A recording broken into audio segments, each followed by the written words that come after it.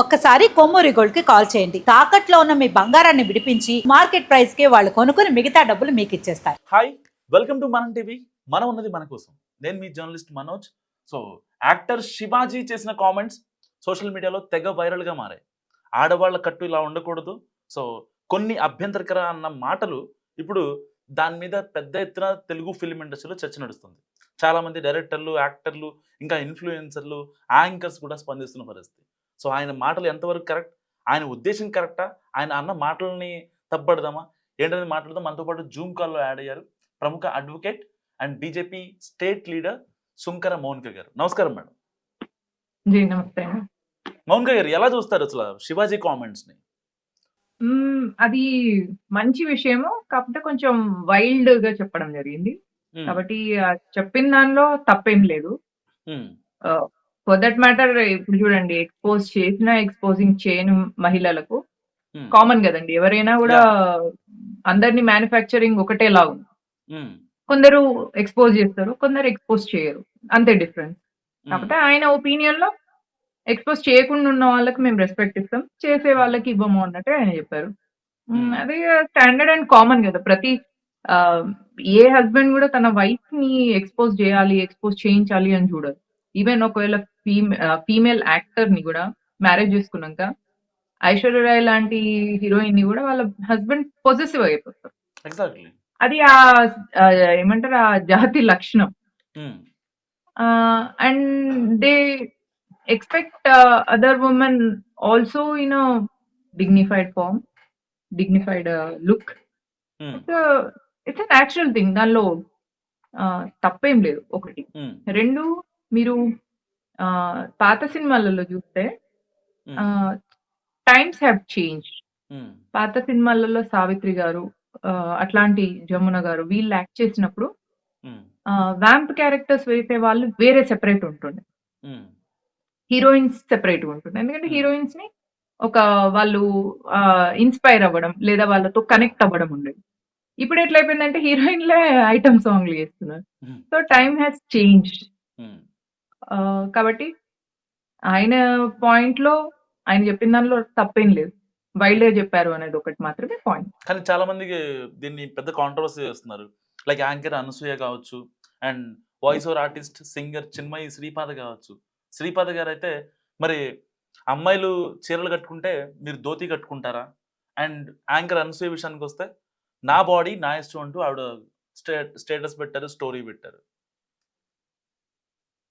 ఆమె ఏం అనలేదు కదా, ఆమె అట్లా చెప్పుకుంది. అంటే మరి అనసూయ గారు వాళ్ళ హస్బెండ్ ఉన్నంత బ్రాడ్ గా బయట అందరు ఉండరు. కాబట్టి అట్లాంటి ఆమె లాంటి, ఆమె హస్బెండ్ లాంటి ఎక్సెప్షనల్ బ్రాడ్ పీపుల్ ని మనం కన్సిడరేషన్ లోకి తీసుకోవద్దు. ఇంకా నార్మల్ గా వేరే వాళ్ళు ఎవరు అన్నారని మీరు అంటున్నారు?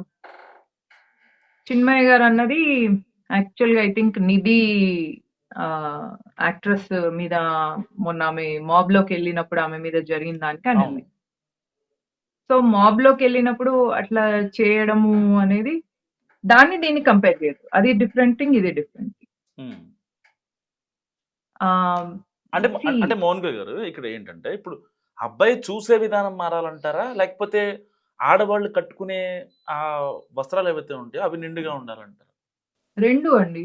ఎందుకంటే ఇప్పుడు అబ్బాయి చూసే విధానం మారాలి అని చెప్పినప్పుడు నువ్వు మన సంస్కృతిలో మనం ఏం చెప్తామంటే నీ భార్య తప్ప మాతృవత్ పరదారేషు అని చెప్తాం. మాతృవత్ పరదారేషు అంటే పరస్త్రీని తల్లిలాగా చూడమని చెప్తున్నారు. అంటే ఆ పరస్త్రీ నిన్ను కవ్విస్తుంది అనుకోండి, తల్లిలాగా ఎట్లా చూడగలరు? చూడలేరు. ఒకవేళ ఆ పరస్త్రీ డిగ్నిఫైడ్ గా ఉందనుకోండి, పట్టు చీర కట్టినా, కాటన్ చీర కట్టినా, నిండుగా గంభీరంగా అట్లా ఉన్నప్పుడు ఆబ్వియస్లీ మాతృవత్ పరదారేషు అనేది చేయగలం. ఇప్పుడు ఒక పర్సన్ బాగా ఎక్స్పోజింగ్ చేసే వ్యక్తికి ఈ స్టేట్మెంట్ నచ్చదు. ఎందుకంటే ఆమె జాబే ఆమె బాడీ కదా. ఫర్ ఇన్స్టెన్స్ ఇప్పుడు మీరు ప్రాస్టిట్యూట్స్ ఉన్నారు, వాళ్ళకి స్టేట్మెంట్ చెప్పింది అనుకోండి, అది వర్కౌట్ కాదు. ఎందుకంటే వాళ్ళ ఇన్వెస్ట్మెంటే వాళ్ళ బాడీ. వాళ్ళు దీన్ని ఒప్పుకోరు.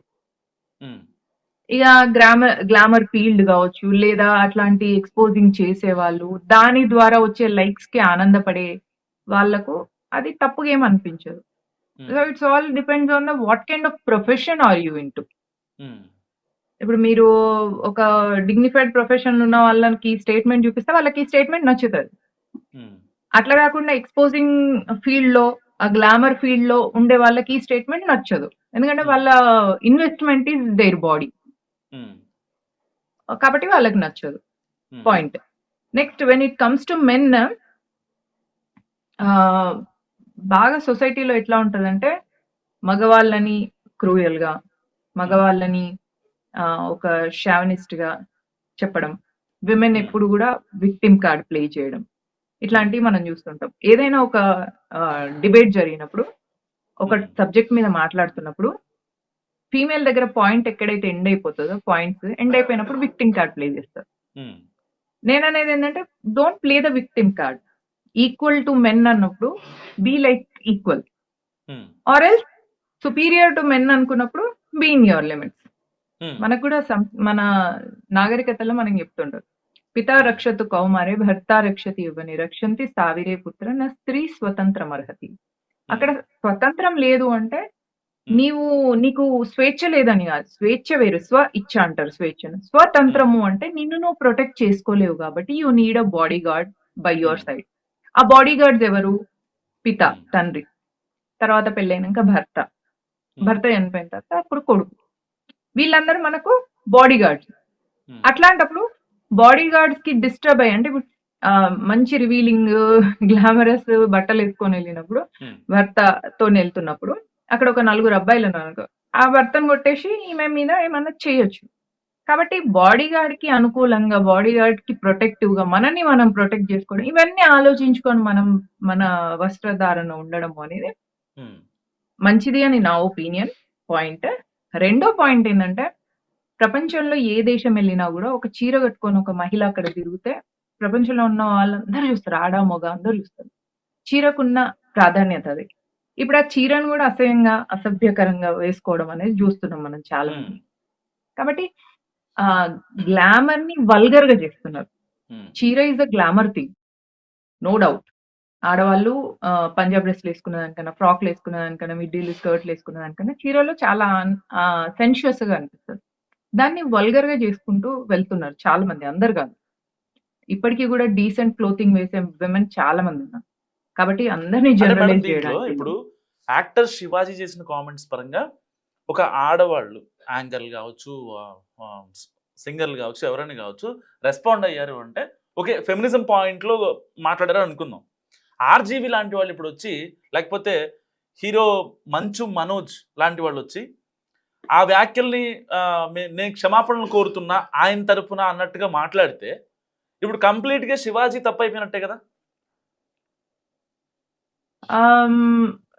ఇట్లా మీరు రామ్ గోపాల్ వర్మ గారు ఏమన్నారు నాకు అర్థం కాదు. అంటే రామ్ గోపాల్ వర్మ గారు శివాజీ గారిని డిఫెండ్ చేశారు. అట్లా ఎట్లా అవుతుంది మరి, మీ ఇంట్లో వాళ్ళు ఎవరింట్లో వాళ్ళు అలా ఉండాలని కోరుకుంటాం, కానీ అది ఇంటి వరకే సాధ్యం, మన ఇది వేరే వాళ్ళ మీద రుద్దాలంటే కుదరదు అని చెప్పి ఆర్జీవి గారు అన్నారు. మంచు మనోజ్ గారు ఏమన్నారంటే ఆయన వ్యాఖ్యలకి నేను క్షమాపణ చెప్తున్నా మహిళా లోకానికి అని ఆయన డిఫెండ్ చేశారు. ఇప్పుడు కార్నర్ శివాజీ అయినట్టు కదా. అయితే ఇక్కడ రెండు చూడాలండి. రామ్ గోపాల్ వర్మ గారు ఒక ఫీమేల్ ని చాలా సెన్షియస్ గా, సెక్షువల్లీ అపీలింగ్ గా చూపించడంలో ఆయన ఎక్స్పర్ట్. మనం ఎప్పటి నుంచో చూస్తున్నాం ఊర్మిళ మటోన్కర్ ఫిలిమ్స్ నుంచి. కాబట్టి రామ్ గోపాల్ వర్మ గారు దాన్ని, ఎందుకంటే ఆయనే బిజినెస్ అది. ఆయనకు ఒక మంచి ఫిగర్ ఉన్న అమ్మాయి రావడం వల్ల, ఆయనకు చూపించుకోవడం వల్ల, ఆయనకు ఆ యాంగిల్స్ వేరే యాంగిల్స్లలో ఎంత చూపించడం వల్ల ఆయనకు కూడా కమర్షియల్ హిట్ ఉంది. ఓకే. 2 శివాజీ తరఫున మంచు మనోజ ఆయన ఎవరో అన్నారు అంటున్నారు కదా. ఒక వ్యక్తి ఒక స్టేట్మెంట్ ఇచ్చినప్పుడు ఆ స్టేట్మెంట్ ఆయన సారీ చెప్పాలి. ఈయన సారీ చెప్పుకోవడం ఈయనకి ఏం అవసరం అక్కడ? అంటే not required and unnecessary and it's ఏమంటారు సెన్స్లెస్ థింగ్. ఇప్పుడు శివాజీ గారు ఒక స్టేట్మెంట్ ఇస్తే ఆయన చెప్పాలి సారీ. ఆయన తరఫున ఈయన సారీ చెప్పడం illogical and baseless. Right. Thank you Mounika garu. అప్పుడు మీరు అన్నట్టు ఆయన ఏమని చెప్పొచ్చు అంటే నాకు గ్లామర్ గా ఉండే విమెన్ ని చూడడం ఇష్టం, అందం అనేది హుందాగా ఉండాల్సిన అవసరం లేదు, రివీలింగ్ గా ఉండడం అంటే నాకు ఇష్టం అని చెప్పాలి. అంతేగాని శివాజీ గారి స్టేట్మెంట్స్ కి నేను సారీ చెప్తున్నా అంటే హూ ఆర్ యూ? ఉమ్, ఆయన ఒపీనియన్ శివాజీ, ఆయన ఒపీనియన్ ఆయనది. ఆయన సపోర్ట్ చేసే వాళ్ళు women లో ఉన్నారు, men లో ఉన్నారు. obviously, ఈయన ఫస్ట్ ఎందుకు ఆయన తరపున ఈయన ఎందుకు సారీ చెప్పాలి? ఈయన తరపున వకాలతా పుచ్చుకోవడానికి ఆయన ఏమి ఈయనకి రాసి ఇవ్వలేదు కదా, వకాలత్ పేపర్ ఏం సైన్ చేయలే కదా. So it's a stupid statement. Ram Gopal Varma గారు అంటే హీఈస్ అ డైరెక్టర్. ఆబ్వియస్లీ ఆ డైరెక్టర్ హీరోయిన్ ని, ఐ మీన్ నేను వాళ్ళని హీరోయిన్ అన్నాను, ఒక ఫీమేల్ యాక్ట్రెస్ ని ఆ సెన్షుయస్ యాంగిల్స్ లో చూపించడం అనేది ఒక డైరెక్టర్ పని. కాబట్టి రామ్ గోపాల్ వర్మ గారు ఆ స్టేట్మెంట్ ని తప్పు పట్టడంలో సెన్స్ ఉంది. థ్యాంక్ యూ మౌనిక గారు. సో ఇది సుంకర మౌనిక గారి అనాలిసిస్. మీరు ఏమనుకుంటున్నారో మస్ట్ కామెంట్ చేయండి. చూస్తూనే ఉండండి మనం టీవీ.